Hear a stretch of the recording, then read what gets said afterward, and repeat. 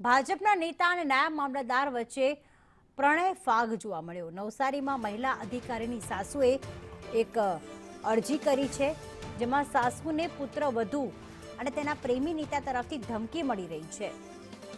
જાનથી મારી નાખવાની ધમકી મળી હોવાનો સાસુએ આક્ષેપ કર્યો। સાસુએ પોલીસ અને કેન્દ્રીય મંત્રીને પત્ર લખીને અને રક્ષણ પણ માંગ્યું છે। રાજન વધુ વિગતો સાથે જોડાઈ ગયા છે। રાજન, જે ફરિયાદ કરી છે તેમાં કઈ બાબતનો ઉલ્લેખ કર્યો છે?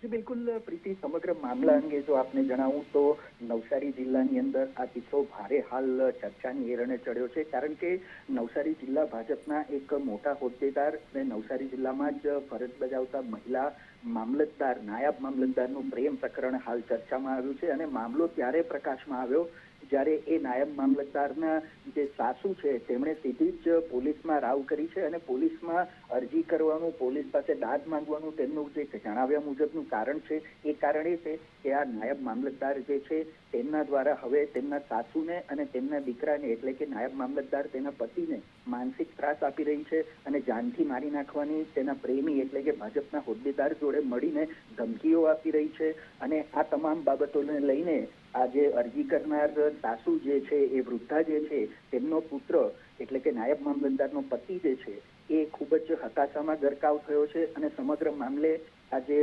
અરજી થઈ છે ત્યારબાદ હવે મુખ્યમંત્રીને અને સાંસદશ્રીને પણ પત્ર લખીને જાણ કરવામાં આવી છે કે અમને જાનની જોખમ છે અને તેના કારણે અમને પોલીસ પ્રોટેક્શન આપવામાં આવે। અને સૂત્રો દ્વારા મળતી જે ઠોસ માહિતીઓ છે તેના દ્વારા એવું પણ જાણવા મળી રહ્યું છે કે આ પ્રેમી પંખીડા જે છે નાયબ મામલતદાર અને ભાજપના હોદ્દેદાર એ વિદેશનો પ્રવાસ પણ કરી ચૂક્યા છે અને તેમનું પ્રેમ પ્રકરણ જે છે એ નવસારી જિલ્લાની અંદર હાલ જાગી રહ્યું છે। આભાર તમામ વિગતો માટે રાજન।